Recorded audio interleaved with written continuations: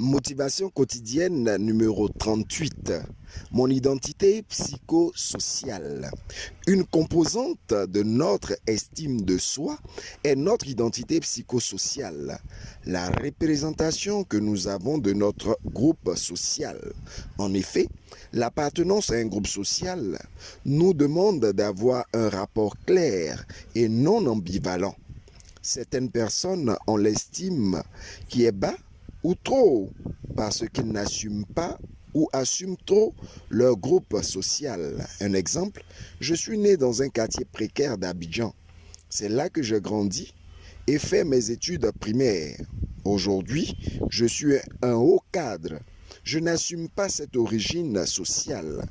Quand on me demande d'où es-tu, où as-tu passé ton enfance, je change mon histoire ou j'opte pour me taire ou taire cette partie de ma vie. Combien de personnes ont ce complexe du quartier où ils vivent, de leur groupe ethnique, parce qu'on dira qu'ils ont des origines étrangères.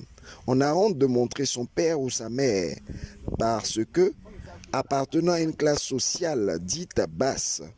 De l'autre côté, il y a ceux qui développent un complexe de supériorité parce que nés dans une famille bourgeoise et qui ont évolué dans un milieu très favorisé. Ils méprisent les autres. Ils se croient très supérieurs aux autres. L'adage « les oiseaux de même plumage marchent ensemble » est fort bien apprécié par ceux-ci. Dans les deux cas, il faut être en phase avec son histoire sociale, sans verser dans un complexe d'infériorité ou de supériorité. Le juste milieu est primordial. Donc, l'humilité et la simplicité qui feront de nous des hommes grands, d'une grandeur.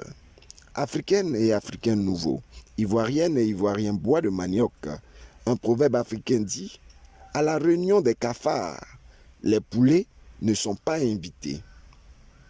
Autrement dit, l'identité sociale est un facteur de différenciation, mais également de cohésion.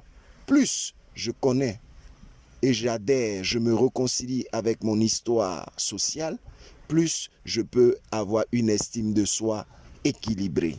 C'était ton coach Paul Blanchard-Aké, influenceur au naturel, bois de manioc.